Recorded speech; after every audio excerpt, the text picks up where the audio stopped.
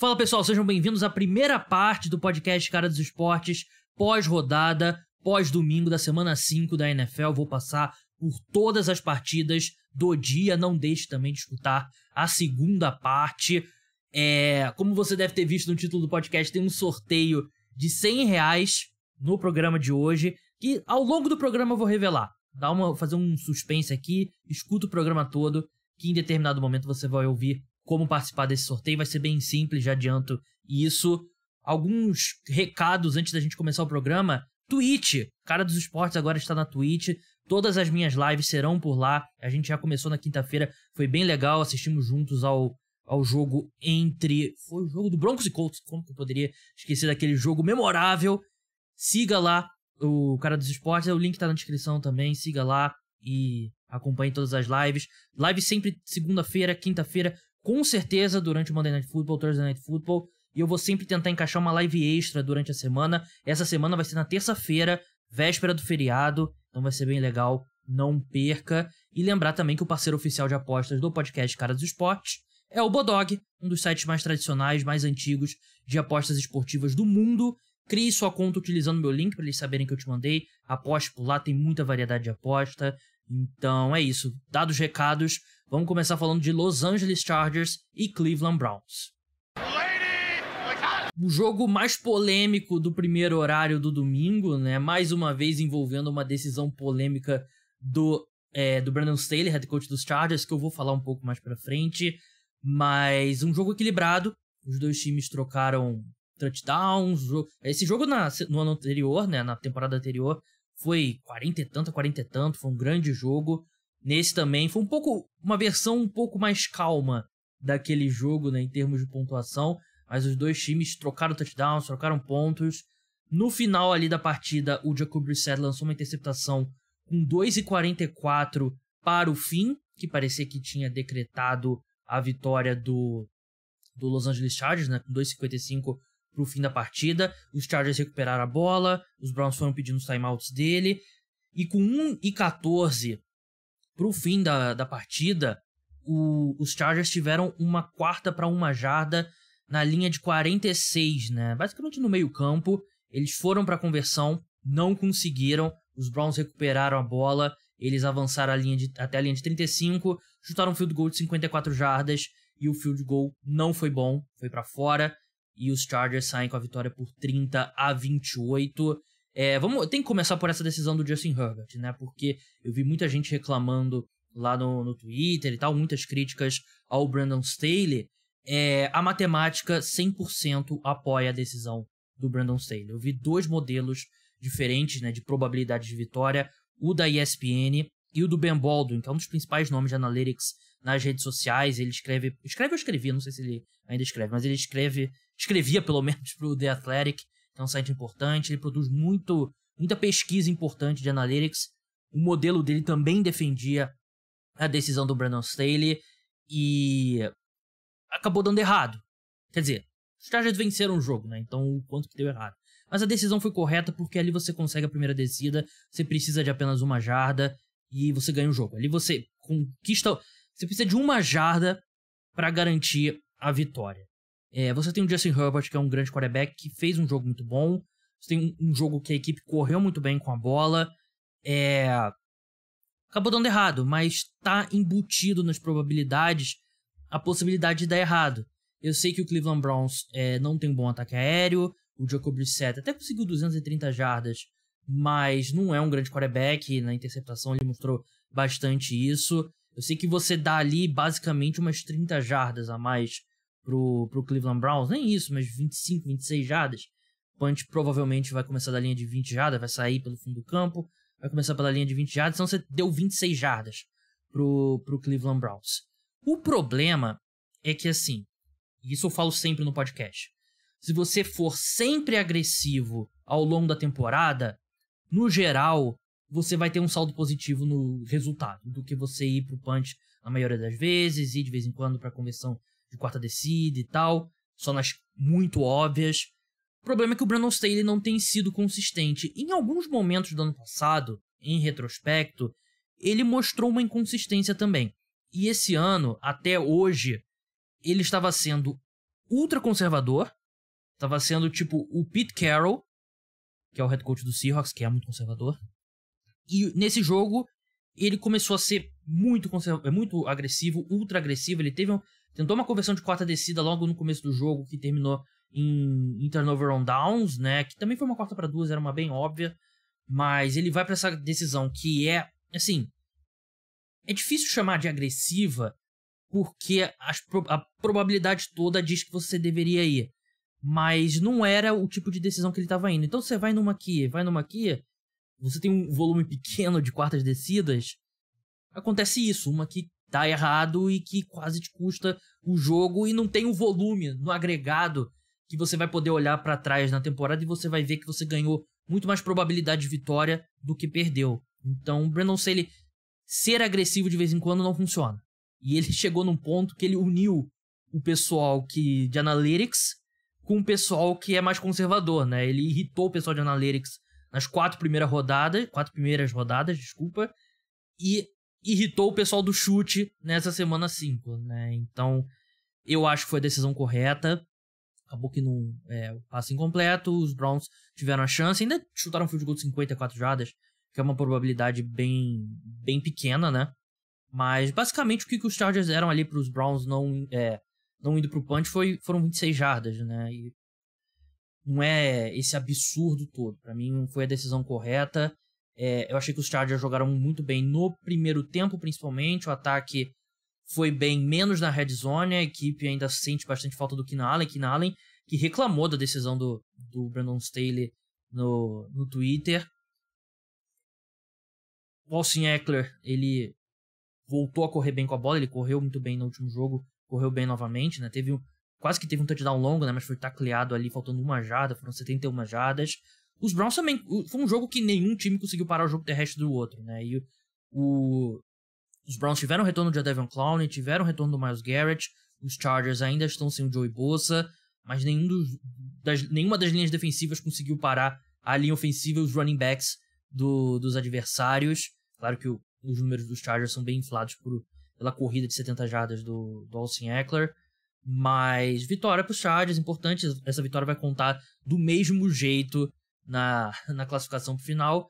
E o Cleveland Browns é aquilo, né? Eles estão tentando chegar perto de 50% ou um pouquinho menos, até o Deshaun Watson retornar. E aí sabe-se lá o que vai ser com ele em campo. O New York Jets venceu o Miami Dolphins por 40-17, um jogo de muitos problemas para o Miami Dolphins. Teddy Bridgewater, logo no começo, sofreu um safety e no processo bateu com a cabeça no chão, sofreu uma concussão, sofreu uma lesão no cotovelo também, ficou fora do resto da partida. Ele, que já é o quarterback reserva da equipe, entrou então o Skylar Thompson, que a equipe selecionou na 7ª rodada do draft, o terceiro quarterback do time. E aí é difícil você produzir com um terceiro quarterback da equipe. Ele até mostrou uma mobilidade, talvez. Tô tentando ver o copo meio cheio. Tem muito o que elogiar dele, né? Também ele foi colocado numa situação muito complicada, né? Não tem como também queimar o cara. Mas ele teve 19 de 33 passes, 166 jardas, uma interceptação, ainda sofreu um fumble. A equipe também perdeu o Teron Armstead durante o jogo. Ele vem lidando com os problemas físicos aí ao longo do ano, mas agravou uma lesão dele no pé. Ele deixou a partida e os Jets conseguiram uma vitória importante, né? Segunda vitória aí depois do retorno do Zach Wilson. 40-17, eu acho que soa um massacre, que não foi esse jogo, porque começo do último quarto estava 19-17. E aí o Miami Dolphins começou ali a dar alguns tiros no pé, errou um field goal, teve o fumble, foram 2 turnovers on downs, e aí os Jets conseguiram ampliar para 40-17, encerrando uma sequência muito negativa. Foram 12 derrotas consecutivas dentro da própria divisão, né, da AFC Leste. Claro, são 6 jogos por temporada aí contra rivais de divisão, então você faz a matemática em casa. Mas uma vitória importante, e eu não acredito que é momento para pânico do Miami Dolphins, né? O Tua vai voltar, acredito, em algum momento, o Teddy Bridgewater também.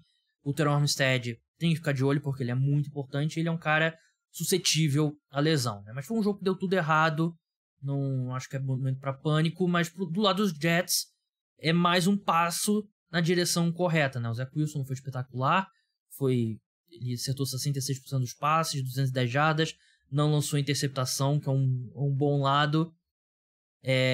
O ataque aéreo não apareceu muito, a equipe correu bem com a bola, teve 135 jardas em 33 carregadas e terminou com 5 touchdowns correndo com a bola, né? Um do Zach Wilson, um do Braxton Berrios, um do Breece Hall e 2 do Michael Carter, né? Mas isso é muito script, né? Chegou ali na red zone, vamos correr com a bola, por isso que tem esse número altíssimo de touchdowns. E para encerrar do lado dos Dolphins, né, o Tyreek Hill só apareceu quando ele levou um baita stiff arm do Quinnen Williams, se eu não me engano, no fumble sofrido pelo Skylar Thompson. E o Jalen Waddle só apareceu porque o jogador dos Jets fez um touchdown e fez a comemoração do pinguim, né? Que é a comemoração clássica do Jalen Waddle. Então, desrespeito aí com o Jalen Waddle, mas vitória importante para o New York Jets. Vamos passar agora para Minnesota Vikings e Chicago Bears, mas antes pedir para você que escuta o podcast no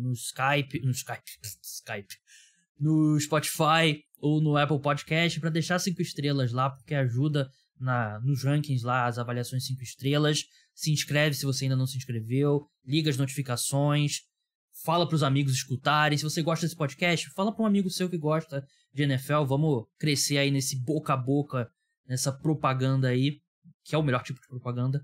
Mas vamos falar agora de Chicago Bears e Minnesota Vikings. Vikings venceram por 29-22, numa partida que eles fizeram de tudo. Tudo possível eles fizeram para tentar perder essa partida, mas não conseguiram. Os Vikings foram quase perfeitos no primeiro tempo. O Justin Jefferson teve 7 recepções para 91 jardas no primeiro quarto, não é no primeiro tempo, primeiro quarto. Kirk Cousins parecia que ia ser aquele mesmo. Kirk Cousins de tarde é outra coisa e tal. E o time morreu no segundo tempo. O time parou de funcionar no segundo tempo. A defesa dos Vikings não é boa.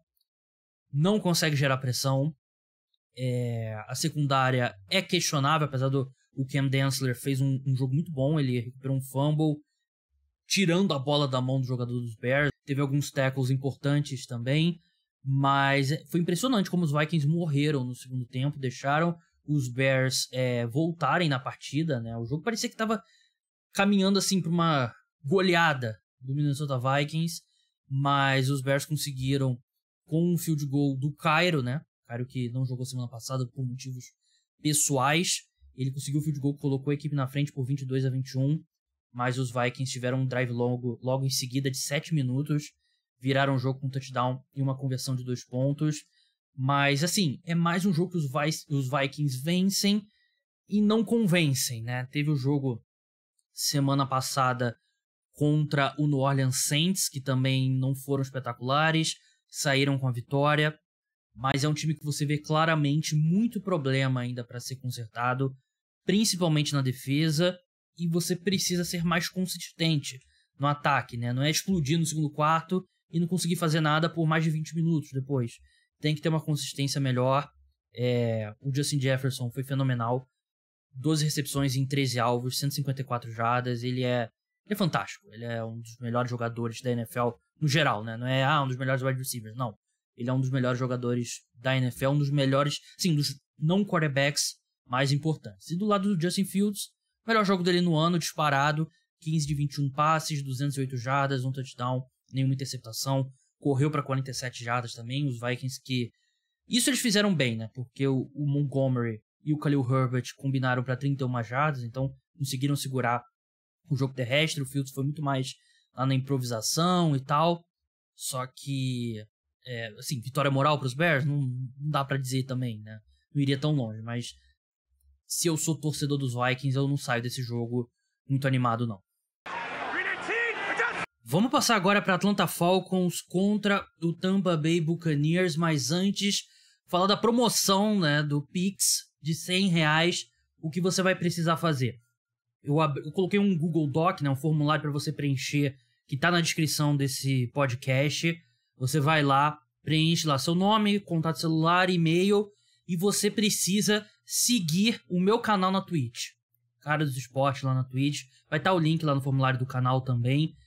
Você vai ter que colocar o seu nome de usuário da Twitch no formulário, porque eu vou sortear e aí eu vou conferir se a pessoa de fato está seguindo o canal. Se a pessoa não estiver seguindo o canal, ela tá fora da disputa pelo Pix. Então, bem simples, não deixa de seguir lá o canal, até para você poder acompanhar as lives também. Fica aí o incentivo extra. Nessa segunda-feira eu vou estar ao vivo durante Kansas City Chiefs e Las Vegas Raiders para assistir o jogo com vocês, interagir, sofrer com as minhas apostas.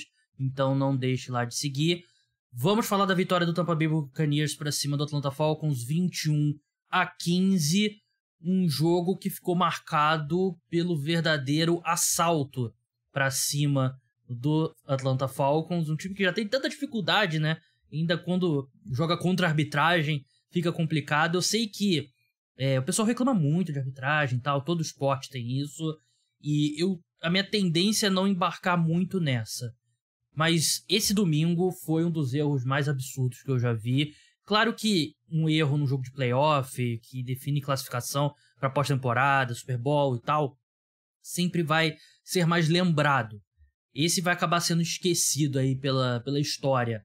Mas para quem não viu o jogo, o Tampa Bay Buccaneers recebeu a bola de volta com 4:38 para o fim da partida, ganhando por 21-15. Né? Os Falcons precisavam parar os Bucs para receber a bola de volta e tentar virar o jogo. Com 3 minutos para o fim da partida, 3ª-5 ali na linha de 47 jardas do campo de ataque, meio do campo, Tom Brady é sacado pelo Grady Jarrett. Iam ter que ir pro punch, devolver a bola pro Falcons e o Falcons ia ter a oportunidade de virar o jogo. O que aconteceu? Um sec absolutamente normal, a arbitragem marcou um roughing the passer, que é aquela falta quando o quarterback é atingido muito depois dele se livrar da bola, quando ele leva uma pancada na cabeça, quando ele leva uma pancada nos joelhos. É para proteger o quarterback. Só que foi um sec absolutamente normal. 100% normal. A justificativa da arbitragem depois do jogo é que o Grady Jarrett jogou o Tom Brady no chão, que não poderia. Mas veja o lance foi normal.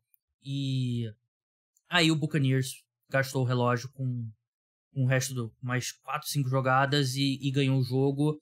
Mas foi um assalto ao Atlanta Falcons que também não pode reclamar muito, porque eles tiveram 261 jardas contra 420 do Tampa Bay Buccaneers. Né? Foi um jogo que os Bucs conseguiram mover bem a bola, tiveram vários drives ali de mais de 5 minutos, mas não conseguiram fechar, né, as campanhas. Né? Tiveram um turnover on downs no primeiro tempo, por exemplo, né, que atrapalhou a equipe, tiveram que chutar ali 2 field goals também no primeiro tempo, então eles deixaram muitos pontos no campo, e esse ataque não parece estar clicando como clicava nos últimos 2 anos, né? Tanto que o jogador que teve mais passes recebidos nessa partida foi o Leonard Fournette com 10, e o Chris Godwin não parece estar 100%, o Mike Evans chegou a sair, depois voltou, e esse número do Fournette é péssimo porque eu apostei no under de recepções dele, que era 3,5, se eu não me engano. Ele passou 3 vezes. Espero que o site, o Bodog, não cobre 3 vezes porque ele triplicou o over-under, né? Claro que é brincadeira, isso não acontece, mas não foi um bom jogo do ataque do Tampa Bay Buccaneers, né? Claro, eles fizeram 21 pontos. A defesa dos Falcons tem jogado um pouquinho melhor do que a gente espera, mas pra mim é realmente isso, né? O Godwin não tá 100%, o Mike Evans nunca parece estar 100%. A linha ofensiva, eu acho que, em geral, vem fazendo uma temporada boa, mas o interior às vezes ainda deixa a desejar. Não foi o caso nesse domingo, com exceção do sec que não contou do Grady Jarrett. Do lado dos Falcons, né, o relógio já tá chegando no final do Marcus Mariota como titular, né? Ele foi muito pressionado, muito por conta da linha ofensiva não ter jogado bem na proteção pro passe, mas muito porque ele segura muito a bola também. Tá na hora de ver o Desmond Ridder em campo, né? Talvez já tenha passado da hora. A equipe sentiu a ausência do Cordarrelle Patterson, né, que vai ficar 1 mês fora. Assim, o Kyle Pitts não jogou, mas dá pra dizer que ele fez falta quando o ataque dos Falcons pouco usa o Kyle Pitts. Então não quero falar que fez tanta falta assim também, né? Mas foi um assalto. Não que os Falcons fossem virar o jogo, mas um dos piores erros que eu vi na temporada da arbitragem até agora. Vamos falar agora de Detroit Lions e New England Patriots, o jogo em New England, né, que teve até um jogo comemorativo. Teve logo antigo, né? O Pat the Patriot, teve a pintura antiga, uniforme, capacete. E a equipe venceu por 29-0. Melhor atuação do Patriots na temporada, né? A equipe defensivamente, pelo menos o time tá se encaixando muito bem, né? A defesa segurou o Detroit Lions, que era o melhor ataque, melhor ataque exagero, mas um dos melhores ataques da NFL até agora, né? E o Jared Goff, que odeia enfrentar o Bill Belichick, né? Mais uma vez tem uma atuação bem ruim contra o GOAT, dos técnicos pelo menos. O jogo já começou com um clima estranho, né? Porque teve aquela lesão do Savion Smith, um defensive back, o safety, né? Do Detroit Lions. Defensive back pode ser safety ou cornerback, engloba as duas posições. Ele sofreu uma lesão no pescoço, saiu de ambulância, e a gente viu o tio e o pai dele descendo pela arquibancada pro campo para ir junto na ambulância. Então sempre fica um clima ruim, você fica preocupado com o jogador. As últimas notícias era que ele tem movimento nas extremidades do corpo, que é sempre ótimo se tratando de lesão no pescoço. Não sabemos ainda se ele vai retornar para Detroit com o resto do time, né? Mas era o objetivo. Mas se ele tá com movimento nas extremidades já é um bom sinal. Mas nada deu certo pro Detroit Lions nesse jogo, né? Eles tiveram um fumble retornando para touchdown, o Jared Goff lançou uma interceptação. Nada encaixou nesse ataque. Eles foram várias vezes para quartas descidas. Se não me engano, foram 6 tentativas. 6 tentativas, nenhuma deu certo. E os Patriots dominaram completamente com a defesa. Eles nem geraram tanta pressão assim para cima do Goff. Foram 2 sacks, mas a secundária dos Patriots está encaixando muito bem. O TJ Hawkinson, que teve um jogo histórico contra o Seahawks, não fez nada nesse domingo. Uma recepção para 6 jardas em 4 alvos. O Amon-Ra St. Brown, que não está 100%, 4 para 18 apenas, né? E do outro lado no ataque, o Bailey Zappe fez feijão com arroz, né? Lançou uma interceptação ainda, mas tentou 21 passes apenas, 188 jardas, um touchdown. O Damian Harris, né, o running back da equipe, o running back número 1, né, deixou o jogo machucado, que é uma preocupação pro resto da temporada, mas o Ramondre Stevenson é um running back muito bom também. Ele teve 161 jardas em 25 carregadas, né? Teve 2 passes recebidos também, e a equipe precisou só fazer o feijão com arroz mesmo no ataque, né? Porque na defesa o Detroit Lions, ele é muito fraco. A defesa dos Lions não consegue fazer nada, não consegue pressionar o quarterback, não consegue parar o jogo terrestre. Então você faz o simples, e quando a defesa dos Patriots está jogando tão bem como jogou, não tem por que arriscar também. O clima da temporada do Detroit Lions já mudou completamente, né? Porque é um time que começou bem o ano, jogando muito bem no ataque. Aí vem agora de uma derrota como essa, né? Quando você não faz nenhum ponto, né? Um time que tinha um dos melhores ataques da NFL, e você perdeu aquele shootout pro Seahawks, e perdeu pro Vikings também, um jogo que você controlou. Então é um time que precisa vencer jogos, né? Passou da fase de vitórias morais, e definitivamente não foi nenhuma vitória de verdade nem moral nesse caso, né? Mas o clima vai ficando pesado. Eu já vi gente reclamando do Dan Campbell, cobranças para mudar o staff na defesa, e não que a defesa tenha sido o problema nesse jogo, né? Mas no geral a defesa vem jogando muito mal. Mas enfim, mudou o clima totalmente da temporada dos Lions, que era boa.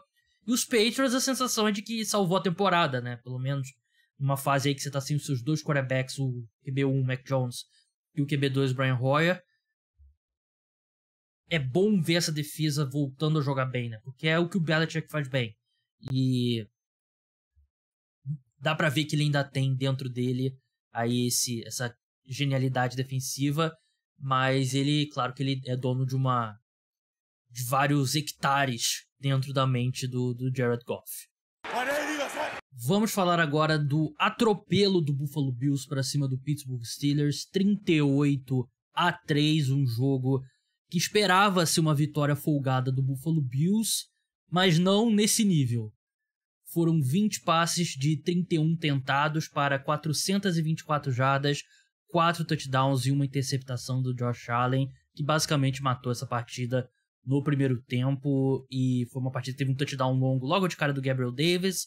Em seguida, o Pittsburgh Steelers sofreu um fumble. Parecia que os Bills teriam matado o jogo logo ali, né? Mas eles não conseguiram touchdown logo em seguida, erraram o field goal, mas depois só foi ladeira abaixo. A equipe dos Steelers não teve qualquer alternativa contra esse time, que é muito bom, né? O time do Buffalo Bills é muito bom, tanto no ataque quanto na defesa, anulou completamente qualquer... Esse ataque dos Steelers é muito ruim, e pegou uma das melhores defesas da NFL, né? Além de ter o melhor ataque da NFL do outro lado, o Buffalo Bills. Então, não tem muito o que pode fazer. Uma equipe que tá com calor no primeiro jogo como titular, começando a partida, né? Ele entrou no intervalo da última partida.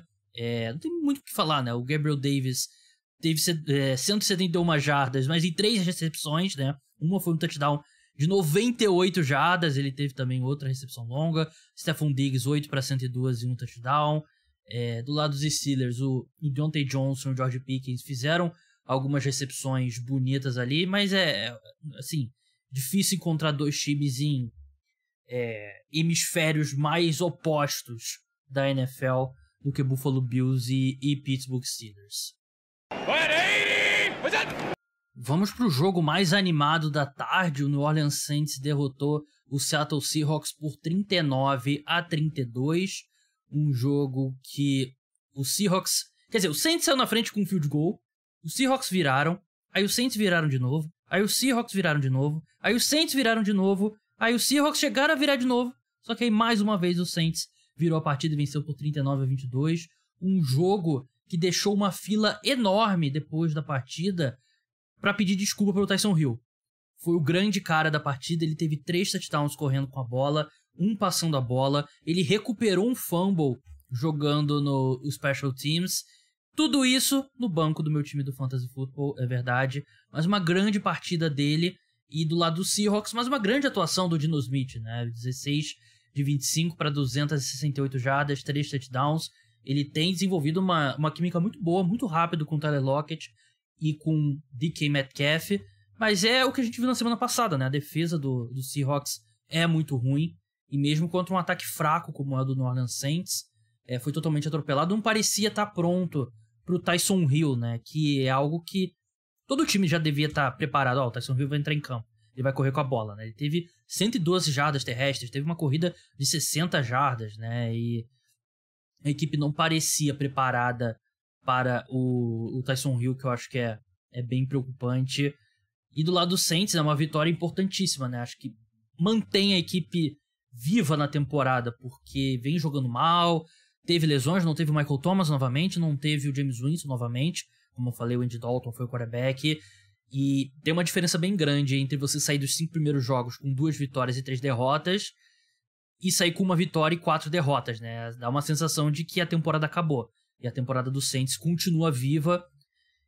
Vamos ver se com o James Winston saudável, com o Michael Thomas saudável, eles conseguem encontrar uma consistência melhor no ataque. Só que, sem muito alarde, a defesa não vem jogando tão bem, né? Que deveria ser a grande força da equipe, né? Eles cederam 28 pontos contra os Vikings, 22 pontos contra o ataque anêmico dos Panthers, 26 pontos na primeira semana contra o Falcons. É um grupo que precisa jogar melhor. Vamos passar agora para a vitória do Houston Texans em Jacksonville contra os Jaguars, 13-6. Esse jogo é bem resumido pela uma falta do Travon Walker, né, a primeira escolha geral. E um amigo meu, o Pedro, ele me mandou uma mensagem. Eu sei que ele torce para os Jaguars, mas a gente quase nunca fala sobre a NFL. Eu sei que ele não é fã aficionado de futebol americano, a gente fala mais sobre o Flamengo mesmo, mas ele mandou uma mensagem muito puto com o Travon Walker e com motivo, né? Pra quem não viu, faltavam 7:26 pro fim da partida, empatado, 6-6, né? E era uma terceira para 20 do Houston Texans, né? Então eles teriam que dar o punch e os Jaguars teriam a chance de ficar na frente do placar. O Travon Walker, ele comete ali um offside, né? Neutral Zone Infraction, na verdade. Só que ao invés dele parar, ele segue e faz o sec, né? O sec, entre aspas, pra cima do Davis Mills, né? Com a jogada já parada, aí leva, claro, uma falta de unnecessary roughness. Se aquela do Tom Brady foi a pior da história, essa aqui foi 100% correta, né? A jogada já tava... O árbitro já tinha apitado há muito tempo, ele mesmo assim foi no ritmo e derrubou o Davis Mills. Dá uma primeira descida pros Texans, que conseguem avançar, e no final daquele drive fazem o touchdown da vitória. Os Jaguars ainda tiveram uma chance de empatar a partida, mas tiveram ali o... Chegaram numa 4-10 no meio do campo, não conseguiram converter. Vitória do Houston Texans, né? E, assim, dá uma sensação de fogo de palha pro Jacksonville Jaguars, né? Porque são 2 jogos seguidos que o Trevor Lawrence vai muito mal. Ele que jogou muito mal contra os Eagles na semana passada, foram 5 turnovers, 4 fumbles e 1 interceptação. Hoje foram 2 interceptações. O ataque não foi bem. E a defesa, assim, se deu 13 pontos contra o Houston Texans, mas o Travon Walker cometeu uma das faltas mais burras da história da NFL. Do lado dos Texans, né, o time que venceu o jogo, né, tem 1 vitória, 3 derrotas e 1 empate na competição, né, na temporada, e tá vivo ainda na disputa pela AFC Sul. O Dameon Pierce é a grande história da equipe, né? Ele não teve uma média tão boa, mas terminou com 99 jardas, 1 touchdown, e teve uma corrida linda ali no nível Marshawn Lynch no auge mesmo. Ele é um cara bem talentoso, um running back que tem um futuro... Ele já é um running back muito bom, mas tem um futuro brilhante aí pela frente. E os Texans não vão terminar 0-16-1, né? Não poderia terminar 0-17 por causa do empate, mas 0-16-1, pelo menos uma vitória eles vão ter. E assim, eu falei muito no preview sobre esse ser o tipo de jogo que o Jacksonville Jaguars tem que ganhar bem para mostrar que ele não é fogo de palha. E o que ele faz? Perde jogando provavelmente a pior atuação da temporada. Então fica difícil acreditar. O Jacksonville Jaguars vai ter que reconquistar a nossa confiança. Vamos encerrar agora o primeiro horário com a vitória do Tennessee Titans para cima do Commanders por 21-17. Olho nos Titans aí, já tá na liderança da AFC Sul novamente, não dá para descartar esse time nunca. É um jogo que terminou com interceptação do Carson Wentz, né? Como terminam muitos jogos do Carson Wentz, né? O Commanders teve a chance de virar a partida, teve um drive no final que foram 17 ou 18 jogadas, deixa eu ver aqui, agora eu não lembro. 18 jogadas, né? Incrível, 18 jogadas para avançar 87 jardas. Duvido que teve algum drive com mais jogadas nessa temporada. E eles acabaram lançando a interceptação ali que decretou a vitória dos Titans. Assim, uma distância de 4 pontos, né? Os Titans já estavam até pedindo tempo ali para, se eles levassem o touchdown, para eles poderem recuperar a bola com algum tempo para tentar responder ali, né? Que eles precisariam de um field goal. Mas, em geral, uma atuação muito boa da defesa dos Titans, né? O Jeffrey Simmons aparecendo muito bem, o Kevin Byard aparecendo muito bem também, né? E o Commanders é a experiência Carson Wentz, né? Ele tem alguns passes bonitos, né? Como o pro Dwayne Brown, que foi um touchdown longo de 75 jardas, né? E teve uma boa conexão também com o Terry McLaurin, uma com o Curtis Samuel, que eu lembro também. Mas aí ele lança a interceptação que custa a equipe a partida, né? E do lado dos Titans, Ryan Tannehill foi sacado 5 vezes, ele tem sido muito sacado, ele segura a bola, é aquela combinação que eu falo sempre. Ele é ofensiva que não protege bem pro passe, e quarterback que segura a bola, ele não tem muitas opções também para se livrar da bola rápido, né? Ele teve 181 jardas, 61 vieram num passe pro Nick Westbrook e Kine. Eu sempre me derrubo aqui na hora de falar o nome desse jogador, né? O Derrick Henry teve 28 carregadas para 102 jardas, né? Não é uma boa média. E eu também não sei o quanto que os Titans querem dar uma carga tão grande assim pro Derrick Henry num jogo aleatório em outubro. Porque, sim, é um cara que eles deveriam querer preservar um pouco mais pro final da temporada. Não é ideal para alguém que tá vindo de uma cirurgia no pé ter uma carga de trabalho tão grande, mas uma vitória é uma vitória, conta do mesmo jeito vitória em outubro, novembro e dezembro. E como eu falei, os Titans já estão na liderança da AFC Sul novamente.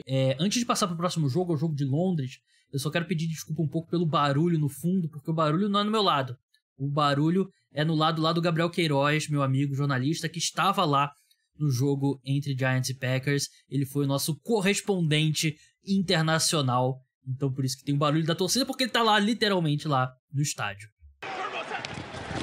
Então, estamos aqui ao vivo gravado, né? Liguei aqui pro meu amigo Gabriel Queiroz, jornalista brasileiro que mora na Irlanda. Está no estádio do Tottenham nesse momento. Vocês estão ouvindo todo o barulho, é do estádio do Tottenham.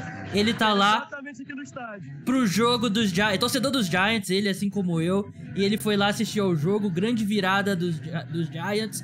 Como é que foi o clima aí no estádio, meu xará? Cara, então eu cheguei aqui muito cedo. O jogo era 2h30 da tarde daqui. Eu cheguei em torno de 11 da manhã. Cara, só havia torcedor do Packers. Só tinha esse torcedor do Packers. Os caras, eles têm pelo menos 70% do estádio.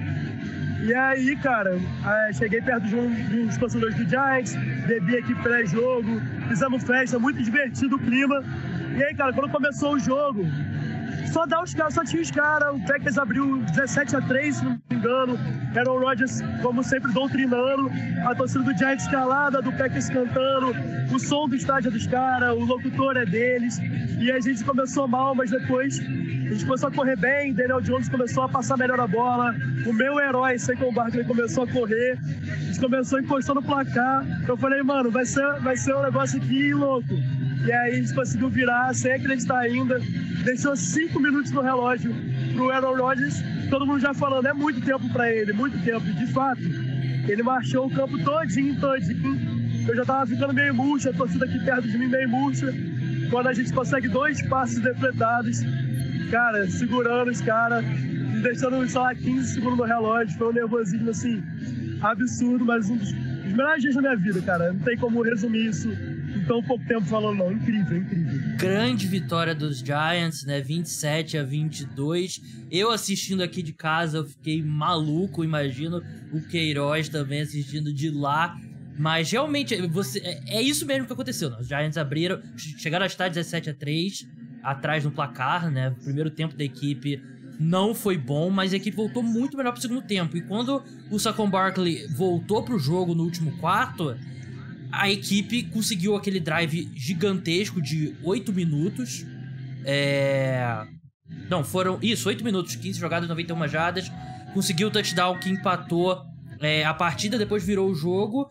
E a defesa, que é impressionante, eu quero saber como é que é vê-la de perto, porque é uma defesa muito carente de talento, mas eu acho que a gente tem que elogiar muito o trabalho do Wink Martindale, porque é um grupo que tá jogando muito melhor do que você olha os titulares de 1-11. Esse grupo tá jogando muito acima do que deveria, com muita energia, né, Queiroz? Sempre 2, 3 caras chegando na bola.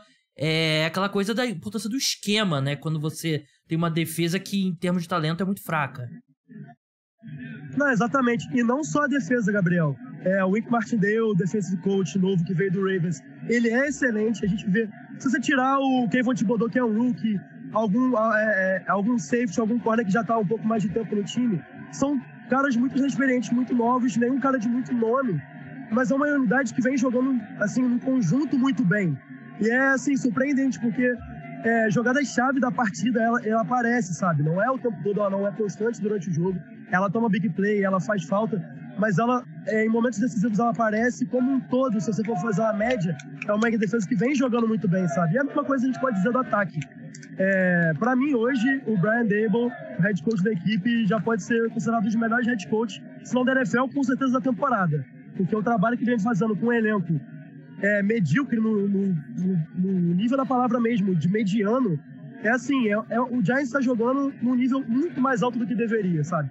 É um time que só teve uma derrota e que o jogo foi apertado contra o Cowboys, sabe?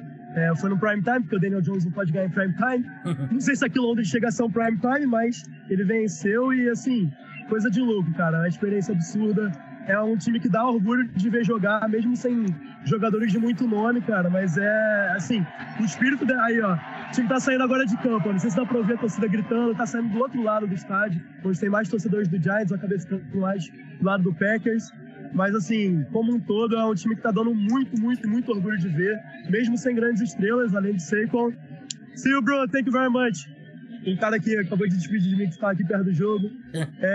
Cara, o clima da torcida aqui é muito bom, o time tá jogando muito bem. Eu já nem sei mais o que eu tô falando, Gabriel. Obrigadão. O Gabriel Queiroz, membro da Young Giants, Tá assistindo a torcida, tá assistindo com a raça Packers o jogo, não pode isso de jeito nenhum. Cara, eu tô pegando as minhas coisas agora e vou indo pra perto da torcida do Packers, cara. Eu vou andando e falando com você se você quiser. Não, mas Queiroz, eu vou te liberar aí, eu sei que você tem que pegar trem, deve ter maior multidão aí, mas muito obrigado por dar esse relato do estádio e, assim, torcedores dos Giants pela primeira vez em, sei lá, 10 anos, estão com esperança de dias melhores, então é um ótimo momento, mas brigadão aí, Queiroz, boa viagem aí. Gabriel, vou aproveitar esses últimos momentos, esse sonho que eu tô vivendo aqui. Ô, Giant! Valeu, Queiroz, muito obrigado. É isso mesmo, pro torcedor dos Giants é isso, né? Primeira vez em muito tempo que a gente tem um otimismo em relação ao time, né? Porque a gente passou por momentos, mesmo no final da era Tom Coughlin já tava muito ruim, aí depois teve Pat Shurmur, depois Joe Judge, foi tudo muito complicado, né? Ben McAdoo e... enfim. Nesse jogo, eu até mandei uma mensagem pro Felipe durante a partida, né? Que eu tava assistindo o jogo, né? Claro. E o Felipe também torce pros Giants. Eu exagerei talvez um pouquinho dizendo que o Brian Daboll já é o melhor treinador que eu vi desde que eu torço pro New York Giants, né? Melhor do que o Tom Coughlin. E claro, o Tom Coughlin venceu 2 Super Bowls, né? É difícil comparar, mas esse time dos Giants, esse elenco dos Giants, o Queiroz chamou de medíocre, né? E pelo nível medíocre a palavra significa que é mediano. Esse elenco não é mediano, é um dos piores elencos da NFL. Não tem nenhum motivo para os Giants terem vencido 4 jogos de 5 nesse início de temporada. Nenhum. O único motivo é o Brian Daboll. E tudo bem, teve algumas vitórias com sorte envolvida, né? Como foi a do Tennessee Titans, por exemplo. Mas os Giants estão maximizando tudo que esse elenco pode fazer. Estão tirando mais do que poderiam. Esse ataque... O corpo de wide receivers hoje era um corpo de wide receivers de practice squad, né? De time de treinamento. Todo mundo machucado. E Darius Slayton joga bem. Eles conseguem manufaturar jardas com Daniel Bellinger. E aí pra correr com a bola, snap direto na mão do Saquon Barkley. Ele sai machucado, depois volta. E esse time consegue marcar 27 pontos. É porque você tem um gênio na posição de head coach. O Brian Daboll, eu nunca entendi por que nenhum time contratou ele depois da temporada 2020. Assim, os times que precisavam de head coach na época falharam todos. E, felizmente pra mim, o New York Giants consegue a contratação dele. E até tuitei sobre isso. Aquele famoso QB sneak do Daniel Jones contra o Commanders na temporada passada, né, do Joe Judge. Se aquela jogada não acontece, provavelmente o Joe Judge ainda era o head coach dos Giants, né? Então, é uma das jogadas mais importantes da história recente do New York Giants. Falando dos Packers agora, esse time tem muitos problemas. E você ceder tantos pontos para um ataque dos Giants, como eu falei, que tem um monte de jogador de practice squad em campo, os Giants tiveram 338 jardas, né? Não pode ceder isso. Uma defesa que deveria ser uma das melhores defesas da NFL. Você não pode ceder isso pro New York Giants, né? Foi um jogo muito ruim defensivamente e ofensivamente talvez pior ainda, né? Porque você marca 22 pontos contra uma defesa dos Giants também que tem um nível baixíssimo em campo, né? Os números finais do Aaron Rodgers até são bons, 25 de 39 para 222 jardas e 2 touchdowns em uma interceptação. Mas a equipe dependia muito de jardas após a recepção e wide receiver quebrar tackle. E o jogo terrestre encaixava, mas eles ficavam longos, às vezes não conseguia dar um ritmo, né?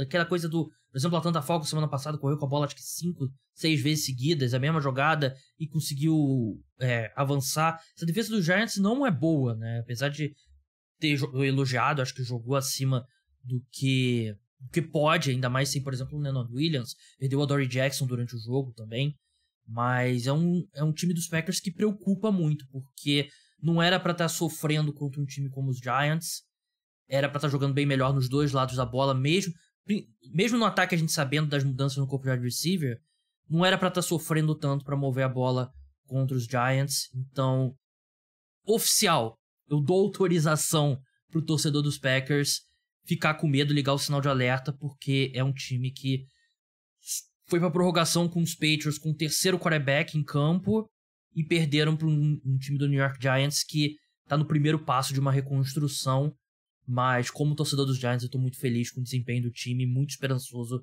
pro futuro, sabendo que agora a gente tem um head coach. Antes de seguir com o programa, só queria lembrar que o podcast é um oferecimento do programa de apoiadores. Se você quer ter acesso a 2 podcasts exclusivos por semana, um terça-feira à noite, com análise do Monday Night Football e debate sobre os principais tópicos da NFL, e um de sexta-feira de manhã, com análise do Thursday Night Football, e ler os meus textos diretamente no seu e-mail, né? São 2 newsletters por semana, e tem outros incentivos além disso, dependendo do plano que você escolha, se torne apoiador, o link tá na descrição. Você pode pagar com Pix e tendo desconto nos planos de 6 meses e 1 ano. Tem o plano Pro Bowl, o plano MVP e o plano Hall da Fama. Então olha lá e vê se tem algum que se encaixa nas suas necessidades, no seu orçamento. E é muito importante que a gente continue crescendo aqui o número de apoiadores.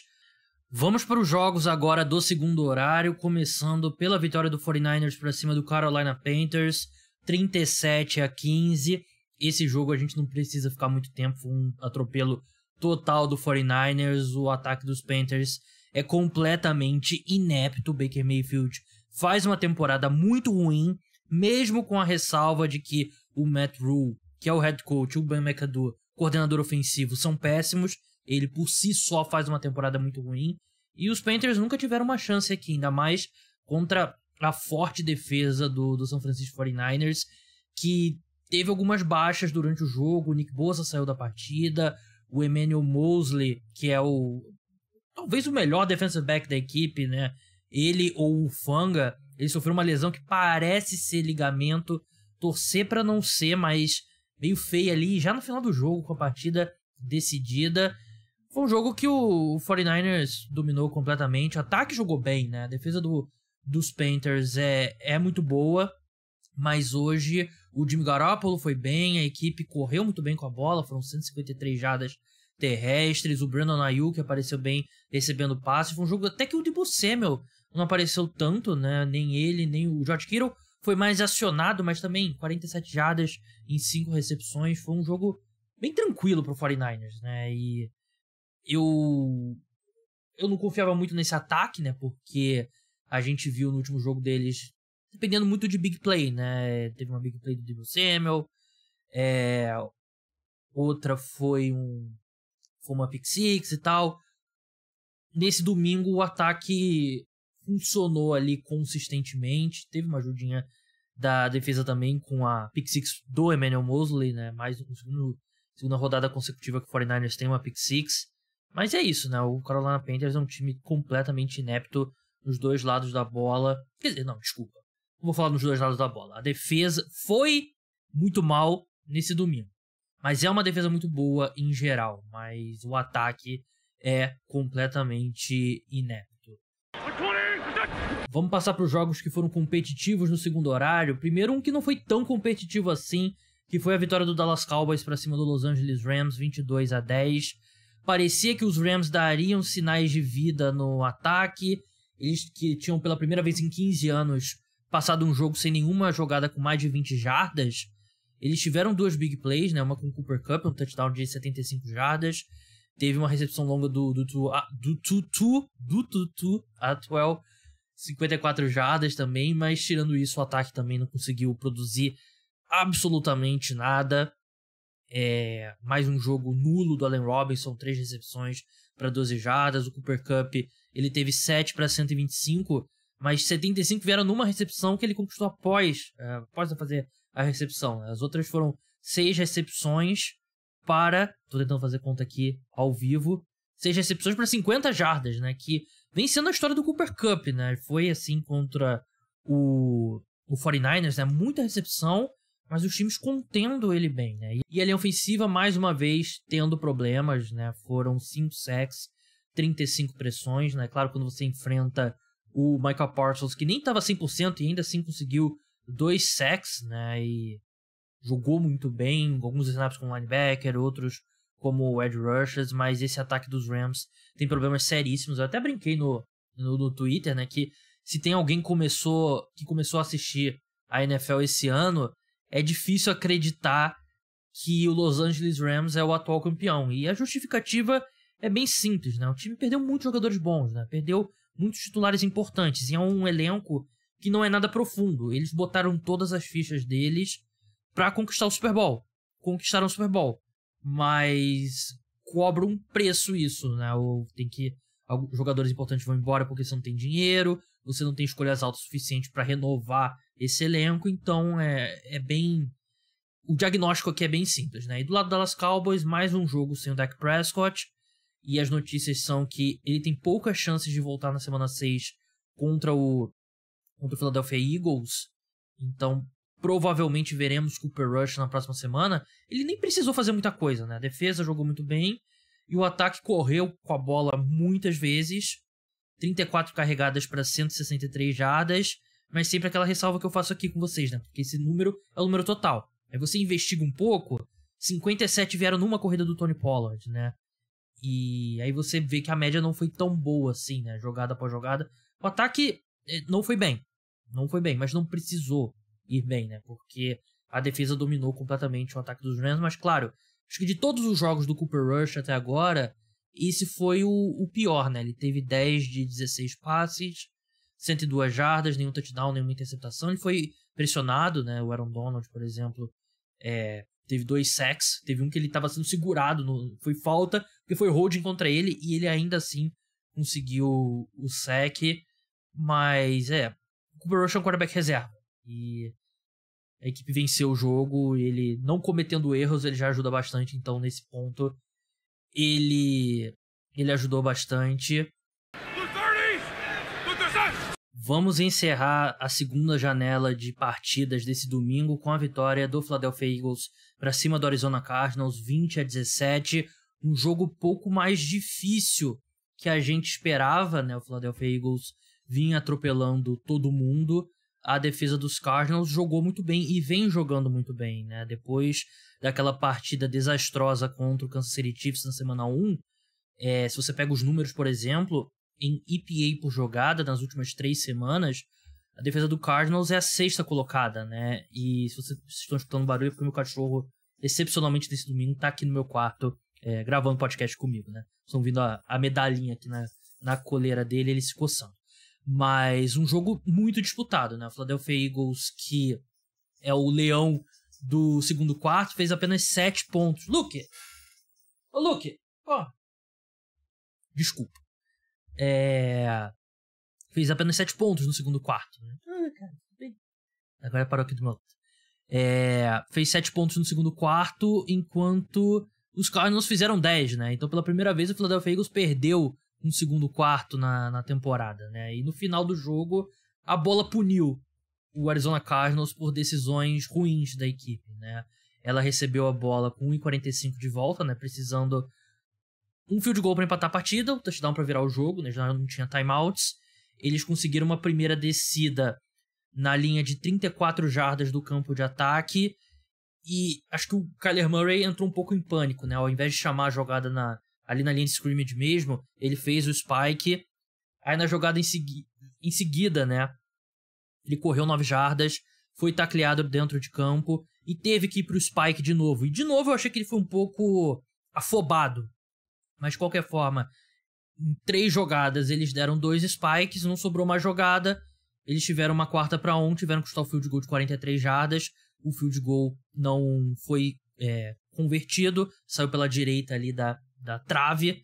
E vitória para o Philadelphia Eagles, um jogo que eles tiveram que suar muito mais do que a gente esperava, né? O Jalen Hurts, ele quase lançou uma interceptação ali no final do jogo que teria custado bastante a equipe, né? Sim, foi dentro da endzone, né? Então os Cardinals recuperariam a bola na linha de 20 jardas, precisando do field goal para vencer o jogo, não field goal para empatar. Ele foi o melhor corredor dos Eagles, teve 2 touchdowns, 61 jardas, e tirando esse erro no final, eu achei que no geral foi mais uma atuação muito boa dele, né? Do lado dos Cardinals, eu achei que o Kyler Murray não foi tão especial quanto a gente está acostumado a ver. Acho que os Eagles fizeram um trabalho melhor aí do que, por exemplo, os Raiders fizeram 2 semanas atrás contra a equipe. Mas é isso, foi um jogo duro. Um jogo, acho que a defesa que colocou mais obstáculos aos Eagles na temporada até agora. Mas, mais uma vez, o Philadelphia Eagles tem um jogo difícil e consegue vencer a partida. Bem, acho que é isso. Acho que é isso pra falar da partida. Vamos seguir pra segunda parte do programa, né? Já tá aqui nesse feed. Ao menos você esteja escutando no segundo que acabou o Sunday Night Football, ele já está no feed. Quando você acordar de manhã, com certeza vai estar lá. Não deixe de participar da promoção, não deixe de me seguir na Twitch. Então é isso, até a próxima. Fala pessoal, vamos para a segunda parte do podcast pós-rodada. Se você não escutou a primeira parte, pare agora, volta, escuta a primeira parte, depois volta aqui pro podcast da segunda parte. Aproveita que você vai escutar a primeira parte, participe da promoção que tá rolando lá no podcast, que eu já adianto, tá aqui no link também da parte 2. Já eu falo sobre ela. Nesse podcast aqui, a gente falou de todos os jogos da primeira janela, da segunda janela na parte 1. E agora a gente vai falar do Sunday Night Football e já vai olhar para a semana 6, né? Tá andando muito rápido essa temporada da NFL. Tá me deixando em pânico já. Mas vamos falar do Sunday Night Football. Lembrando, claro, que o podcast é um oferecimento do programa de apoiadores. Se você curte o meu trabalho e quer ter acesso a conteúdos extras exclusivos, link tá na descrição. Se torne apoiador, você pode pagar pelo Pix. Tem desconto para os planos de 6 meses e 1 ano, se você assinar pelo Pix. Então, muito fácil, muito simples. Vamos falar da vitória do Baltimore Ravens para cima do Cincinnati Bengals, 19-17. Um jogo disputado, jogo duro, que não foi a batalha ofensiva que pelo menos eu acreditava, porque são 2 ataques prolíficos, em geral, e 2 defesas que... A dos Ravens bem pior que a dos Bengals nessa temporada até agora, mas não são 2 grandes defesas. Mas eles seguiram o script da atual temporada, que é todo jogo de prime time fica abaixo do total de pontos, né? Esse jogo, se não me engano, era 47,5 e ficou bem abaixo, né? Deu 36 pontos. Mas vamos falar da partida que, assim, não foi fogos de artifício, ataques e tal, mas eu achei que foi interessante. Os Ravens saíram na frente com um field goal no primeiro quarto, fizeram 3-0, abriram 10-0 com um passe do Lamar para o Mark Andrews. Os Bengals reduziram a vantagem com o Hayden Hurst, lei do ex imparável. Hayden Hurst, draftado em 2018 pelos Ravens na primeira rodada, foi escolhido, muita gente não lembra, mas ele foi escolhido na frente do Lamar, né? Ele foi escolhido, escolha 20 e pouco, o Lamar foi a 32ª, e a equipe dos Bengals empatou com 4 segundos para o fim do primeiro tempo, 10-10, um field goal. Terceiro quarto, field goal dos Ravens, 13-10. No último quarto ali, com 9 minutos para o fim da partida, uma decisão polêmica do John Harbaugh de chutar mais um field goal, né? Abrindo 16-10, e a gente volta ao que aconteceu na semana passada, quando os Ravens arriscaram uma 4ª descida, não conseguiram, e os Bills recuperaram a bola e fizeram um touchdown da vitória. Touchdown, field goal, agora não lembro, já quase 1 da manhã, gente. Mas os Bills venceram o jogo e parece que o pessoal entrou na mente do John Harbaugh, né? Era 4ª-1 na linha de 3 jardas. Ao invés de arriscar a conversão, ele chutou o field goal, abriu 16-10, aumentou uma posse, aumentou a vantagem, que era de 1 posse de bola, para 1 posse de bola, né? Porque 3 ou 6 pontos continua sendo 1 posse de bola. Os Bengals, com a bola, eles comandaram um drive muito longo, de 7 minutos e 44 segundos, fizeram um touchdown ali com o QB sneak do Joe Burrow, 17-16, 1 minuto e 58 para o fim da partida. Ravens com os 3 timeouts receberam a bola de volta, e aí você já sabe, Lamar levou eles calmamente e o Justin Tucker chutou um field goal de 43 jardas para vencer o jogo. Ravens 19, Cincinnati Bengals 17. Vamos à decisão do John Harbaugh, que mais uma vez, e a gente falou sobre isso já no podcast da primeira parte, né, decisões de quarta descida, né, especificamente a do Los Angeles Chargers. Ao contrário da semana passada, eu acredito que o John Harbaugh errou aqui, a decisão dele de chutar o field goal. A matemática defendia a decisão dele de ir para a quarta descida, o que ferrou mesmo foi a interceptação, porque não só a equipe não converteu, mas se você não converte com um passe incompleto, os Bills receberiam a bola de volta na linha de 1 jarda. Como ele foi interceptado, o Lamar, e foi touchback, os Bills receberam a bola na linha de 20 jardas. Aqui, você está vencendo o jogo por 3 pontos. Um field goal, 6 pontos, e os Bengals passam com um touchdown, como eles fizeram. Com uma conversão indo para a quarta descida, conseguindo touchdown, você abre 20-0, e aí são 2 posses de bola, e você aumenta drasticamente as suas chances de vencer a partida. Aqui, claramente, a decisão do domingo passado teve impacto nessa. Porque o John Harbaugh, em geral, é o head coach que mais toma decisões inteligentes de quartas descidas na NFL, né? Numa liga que nenhum head coach parece querer maximizar as chances de vencer a partida, muitos por covardia, muitos por não querer sair do lugar comum, né? Prefere perder tomando a decisão tradicional do que arriscar, tentar ganhar de uma forma diferente. Dessa vez o John Harbaugh deixou entrar na mente dele. Para ser justo com ele, eu vi 2 modelos, eu vi os mesmos modelos que defenderam a decisão do Brandon Staley, que eu falei no primeiro podcast. Um disse que a diferença era muito pequena, era 0,1%, né, em favor de arriscar a descida ou chutar o field goal, né? O do Ben Baldwin foi esse número.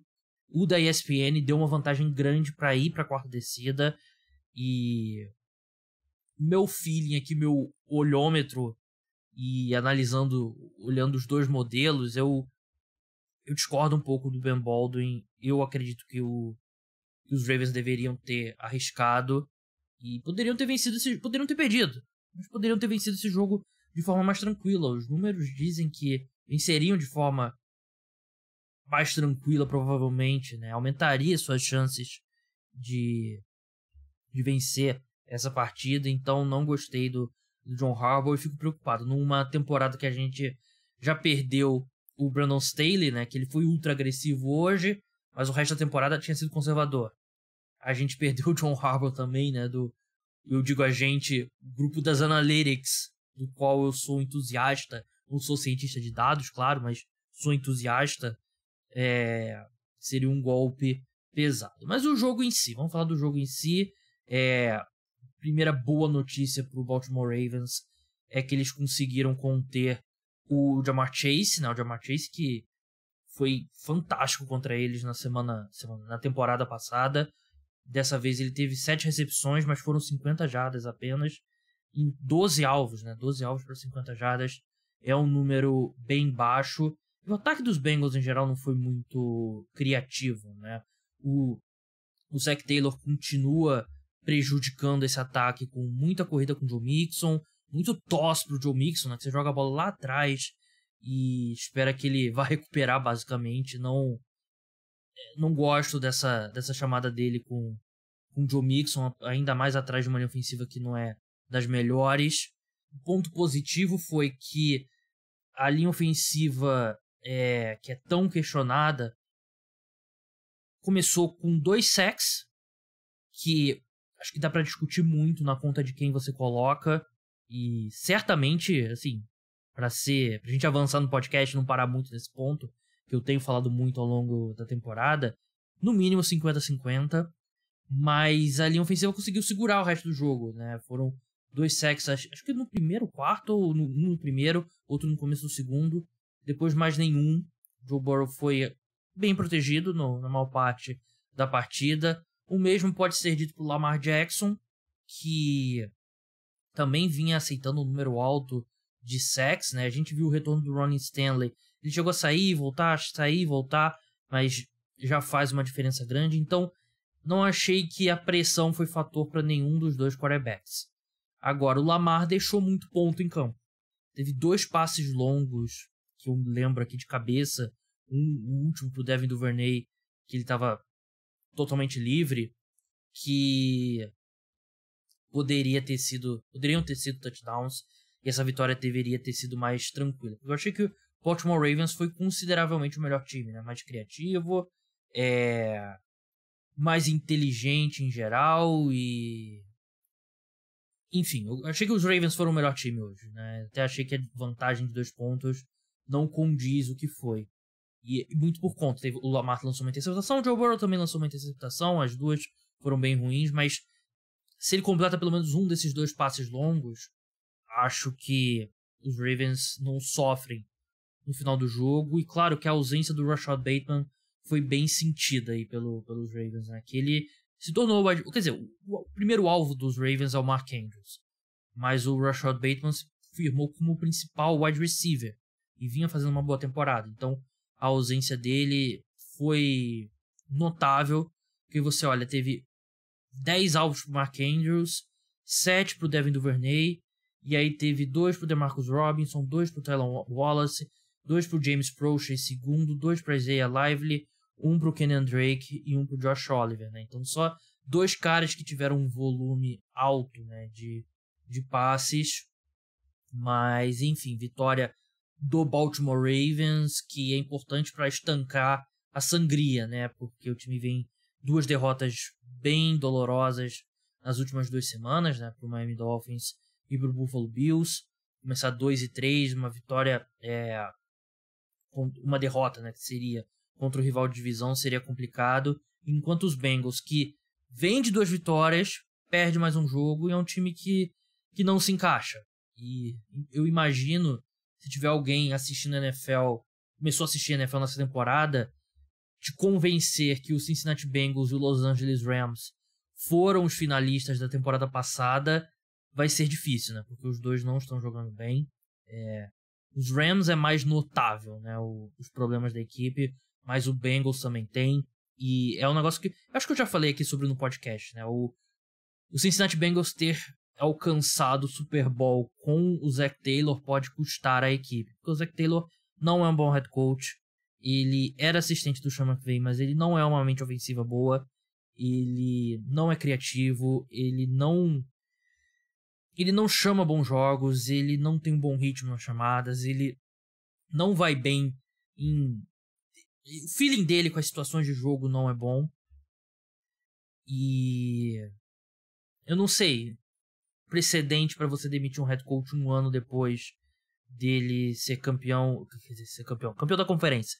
Finalista, né? Chegou ao Super Bowl. Eu não lembro de cabeça, vou pesquisar ao longo da semana. Mas é algo a se pensar caso os Bengals sigam nessa toada ao longo da temporada, né? Porque você tem um quarterback talentoso, você tem um baita corpo de skill positions e você reforçou a sua linha ofensiva. Eu não concordo com essa história de que os reforços foram errados ou que a linha ofensiva tá ainda pior. Não, os reforços foram bons, mas o que não tá encaixando é esquema, né? Um dos sacks do Joe Burrow, não lembro se foi o do Ower ou o do... Não, o Ower não teve sack, foi o do Josh Bynum, se eu não me engano. Que basicamente ele foi sem marcação pelo interior da linha ofensiva. Acho que foi o do Jason Pierre-Paul, desculpa. Teve um do Marcus Peters, um do Josh Bynes e um do Jason Pierre-Paul. Acho que foi do Jason Pierre-Paul. Ou foi? Enfim, teve um sec pelo interior da linha ofensiva que o cara basicamente não foi tocado. E ali foi claramente um erro de comunicação, né? Não foi que o guard foi batido ali pelo jogador dos Ravens, né? E... falta você encaixar esse grupo, falta ter um esquema melhor, coisas que são contam muito o trabalho do head coach, né? Então, eu não compro muito essa história e não sei, né? De repente o Mike Kafka, que eu venho falando, que é o coordenador ofensivo dos Giants. Eu sei que 1 ano só que ele vai ter de coordenador ofensivo dos Giants, né? Mas ele era treinador de quarterbacks do Chiefs. E agora ele é um cara que é da coaching tree do Andy Reid e do Brian Daboll, que tem feito uma temporada muito boa. Então pode ser um cara a se pensar. Ele vai ser considerado para head coach na próxima offseason, para desespero meu e do resto da torcida dos Giants. Mas o Zac Taylor não é o cara a longo prazo do Cincinnati Bengals. Não acho que ele vai ser demitido, ao menos que piore a situação, porque ele acabou de renovar o contrato dele. E o Cincinnati Bengals, se você fizer um ranking do dono mais rico ao mais pobre, ao menos do mais bilionário ao menos bilionário, o Paul Brown, né, o dono do Cincinnati Bengals, é provavelmente tá ali o último, penúltimo, antepenúltimo. É ele, o Dean Spanos dos Chargers e o Mark Davis dos Raiders, né? Então ele não vai querer, porque você demite o treinador, você tem que pagar o resto do contrato, né? Ele não vai querer. Então, mas eu acho que o Zac Taylor não é o cara. Vamos falar agora dos jogos da semana 6, né? A primeira semana que já vai ter time de folga. O Detroit Lions, Houston Texans, Las Vegas Raiders e Tennessee Titans não jogam nessa próxima semana, né? O Lions precisava muito dessa folga, nossa. Mas eu vou passar pelas linhas aqui, né? Pelo que tá lá no Bodog. Se eu não falar de algum jogo, é porque não tem linha dele ainda, né? Muitas vezes acontece quando tem alguma lesão, dúvida sobre quem vai ser o quarterback, ou porque um dos times acabou de jogar no Sunday Night Football, no caso, né?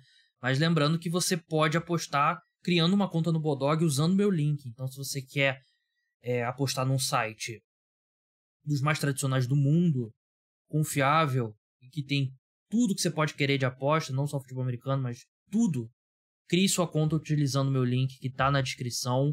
Você ajuda bastante criando sua conta e apostando por lá. Então, não deixe de criar sua conta. E eu já ia esquecer de falar do sorteio. Eu falei na parte 1, né? Então, mas repito aqui na parte 2. Eu vou fazer todas as minhas lives a partir de agora na Twitch. Toda segunda e quinta-feira, assistindo o Monday Night Football e o Thursday Night Football. Eu vou tentar encaixar uma live extra toda semana. Essa semana vai ser terça-feira. E para comemorar essa nova era, todo mundo que me seguir lá na Twitch e participar, preencher o formulário que está no link da descrição desse podcast, vai concorrer a um sorteio de R$100. Você vai ter que me seguir lá na Twitch. O link tá lá, é só buscar a Cara do Esporte. Mas o link do canal também tá lá na descrição. Me segue lá. Aí você preenche o formulário que você vai botar seu nome, telefone para contato e vai botar o seu nome de usuário da Twitch. Porque aí quem eu sortear eu vou conferir se a pessoa tá me seguindo. Se a pessoa não estiver seguindo, ela vai perder o prêmio. Então, bem simples, você pode participar até sexta-feira, dia 14 de outubro, às 17 horas. Então, não perca. Vamos aos jogos e, assim, prepare terno e gravata para o domingo, às 17h25. O Buffalo Bills enfrenta o Kansas City Chiefs em Kansas City. Não poderia estar mais empolgado para esse jogo. Claro que o Monday Night Football ainda não aconteceu, né? Os Chiefs vão enfrentar os Raiders. O jogo é em Kansas City. Deixa eu ver aqui quanto tá pagando. Eu acho que... tá aqui. Vitória dos Chiefs tá pagando 2,10. Vitória dos Bills 1,77. Total desse jogo 54 pontos. O Buffalo Bills em Kansas City é favorito por 2 pontos e eu amo esse Kansas City Chiefs mais 2 e esse Kansas City Chiefs vitória direta, porque eu acho que são times do mesmo nível. Eu acho que são times do mesmo nível e times do mesmo nível, você dá basicamente 2,5 pontos pro time que tá em casa. E aqui é basicamente o Bodog vendo o Buffalo Bills como 4,5 pontos melhor que o Kansas City Chiefs, que eu acho bem doido. Pra mim são 2 times do mesmo nível. Então eu apostaria logo no Kansas City Chiefs. Não quer dizer que eles vão vencer, mas eu acho que é um bom valor. Monday Night Football, a gente vai ter Los Angeles Chargers contra o Denver Broncos. De novo Denver Broncos no Monday Night Football. E de novo eu vou ter que assistir, né? Porque eu vou estar na live nesse dia lá na Twitch. Chargers favoritos por 6,5 pontos. O jogo é em Los Angeles, mas vai ter muito torcedor de Denver lá no estádio. Apesar de eles podem estar um pouco desanimados, né, pelo momento da equipe, mas numa situação normal eles invadiriam Los Angeles. Vitória dos Chargers pagando 1,37, dos Broncos 3,20. Total desse jogo 46,5. Eu ficaria longe desse jogo, pra ser bem sincero. Apesar de eu achar o Broncos horroroso, eu não confio nada nos Chargers nesse momento, então não apostaria em nenhum dos dois. Claro que você pode ter escutado esse número e ter gostado, e aí faz o que essa consciência mandar. Próximo jogo aqui, Philadelphia Eagles contra Dallas Cowboys. Outro grande jogo, aliás, grande rodada, que promete bastante. Sunday Night Football, Philadelphia Eagles contra Dallas Cowboys. Eagles favoritos por 5,5 jogando em casa. Vitória deles está pagando 1,41 no Bodog. Dos Cowboys 3,0, total 43,5.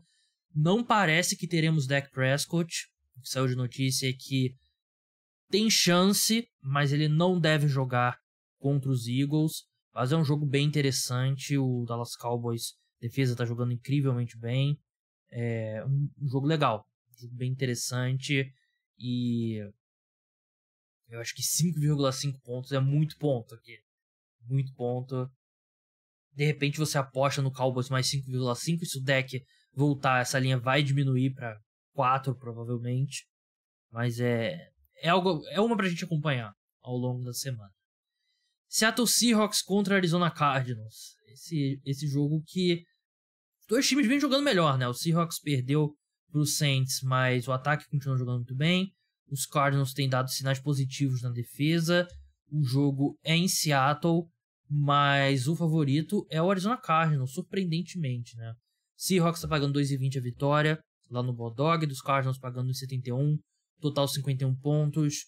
Cardinals menos 2,5 com o handicap. E tá andando na direção dos Cardinals essa linha, já tá pagando 1,87, então capaz de segunda-feira de manhã já tá Cardinals menos 3. Sim, é que o Cardinals tem jogado muito bem na defesa, né? Muito melhor do que a gente esperava depois da semana 1, né? Eu dei os números na parte 2. Interessante aqui. Interessante. Mas não é um time confiável, não. Vamos seguir agora. Pittsburgh Steelers contra Tampa Bay Buccaneers. Coitados dos Steelers. E de Bills para Bucks. Se bem que os Bucks não encantaram, né? Nesse domingo. Longe disso. O jogo é em Pittsburgh.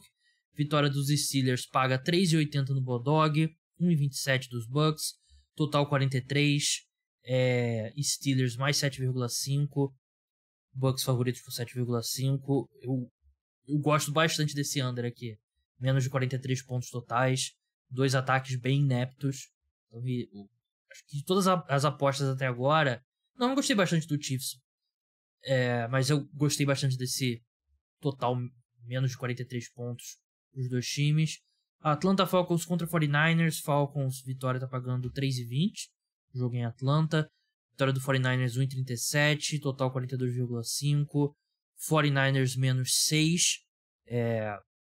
Os Niners atropelaram o Carolina Panthers, mas o Falcons é melhor do que os Panthers, né? Consideravelmente melhor. Eu acho que tá na hora da gente ver o Desmond Ridder em campo. Não... O Marcus Mariota foi o que eu falei durante a off-season inteira, né? Ele não ia aguentar muito tempo e eu acho que já tá fazendo hora extra. É bom dar uma chance aí pro garoto pra ver o que ele tem. A equipe não vai ter o Cordero Patterson. Vamos ver se o Kyle Pitts volta. Mesmo que ele volte, a equipe não tem usado muito, né? Lá do 49ers, uma boa atuação ofensiva, né? O Jimmy Garoppolo jogou muito bem. A defesa jogou muito bem, mas perdeu jogadores, né? Até falei durante na parte 1, agora, depois do Sunday Night Football, saiu a confirmação que o Emmanuel Mosley rompeu o ligamento cruzado anterior. É um desfalque gigantesco pro 49ers. Ele é um baita cornerback e é um desfalque bem grande para a equipe.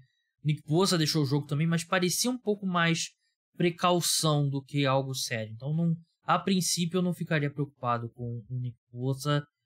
Green Bay Packers contra New York Jets. O jogo é em Green Bay. Vitória dos Packers está pagando 1,30 lá no Bulldog. Dos Jets, 3,65. Total 44,5. Packers favoritos por 7,5 pontos. A linha já está andando na direção dos Jets, né? Eles que venceram o Miami Dolphins. O Packers foi terrível.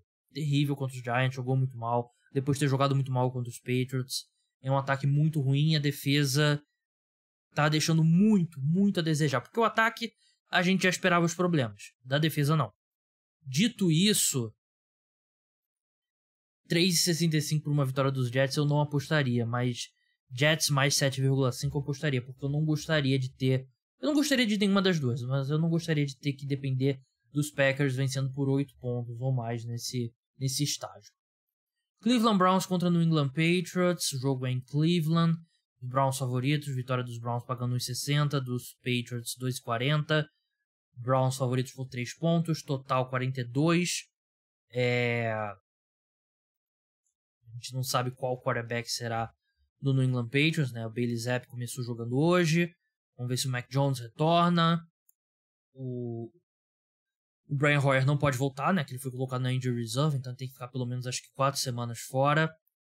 Os Browns sofreram ali uma virada contra os Chargers, né? O jogo teve várias viradas, mas e tiveram oportunidades ali, mas o Jacob Brissett acabou lançando a interceptação e tudo mais, mas é um time que tem muito mais poder ofensivo, por isso que eles são favoritos e eu gosto da vitória dos Browns aqui, menos 3. A defesa dos Patriots eu acho muito boa contra o passe, melhorou muito contra o passe, mas dá pra correr a bola contra eles e os Browns têm um excelente jogo terrestre. Miami Dolphins contra Minnesota Vikings, jogo em Miami, mas os Vikings são favoritos. Vitória dos Dolphins paga 2,35 no Bodog, dos Vikings 1,62, total 45,5. Vikings menos 3, e a questão aqui é que os Dolphins não terão provavelmente Teddy Bridgewater ou Tua. Tua tá no protocolo de concussão, Teddy Bridgewater também, ele entrou nesse domingo. Não tem como prever qual dos dois estará em campo, né? E aí você tá falando de Skylar Thompson, né? Como quarterback da equipe, é complicado. Por mais que eu não confie no Minnesota Vikings, eu também não confio no Miami Dolphins com o terceiro quarterback draftado na 7ª rodada, né? Então, mais um jogo bom para ficar de longe agora. Ao menos que tenha alguma indicação de que o Tua vai voltar. Mas se tiver alguma indicação que o Tua vai voltar, essa linha vai se inverter bem rápido. Então, de repente, vale a pena pegar ela aqui. Fica aí a sua conta e risco. Indianapolis Colts contra Jacksonville Jaguars. Colts favoritos, jogo em Indianapolis. Tá pagando 1,80 a vitória deles lá no Bodog. 2,5 dos Jaguars. Total 41 pontos. Colts menos 1. É aquilo que eu falei, né? O time da casa ganha 2,5. Então eles veem o Jaguars como um time um pouco melhor. Mas assim, decepcionou muito contra os Texans. Depois de ter decepcionado contra os Eagles. Já estamos usando o termo fogo de palha para os Jaguars. A diferença é que na palha dos Colts nem uma faísca teve até agora, né? O time venceu o Chiefs, venceu o Broncos, mas jogando mal em ambos os jogos. Não confio na equipe. Eu gosto desse Jaguars mais 1, né? E já vai andar para mais 1,5. Eu gosto dessa vitória direta aqui, 2,05. Último suspiro com o Jacksonville Jaguars. E para encerrar o Thursday Night Football, que terá live na Twitch, lá do Cara dos Esportes, Chicago Bears contra Washington Commanders. A Amazon odeia a gente. Bears favorito, tá pagando 1,83 no Bulldog a vitória deles, 2,0 do Commanders, total 39,5, Bears menos 1, e não dá pra apostar em nenhum time aqui, sinceramente. Dá pra fazer uma combinada, Commanders e Bears perdendo o jogo, eu faria.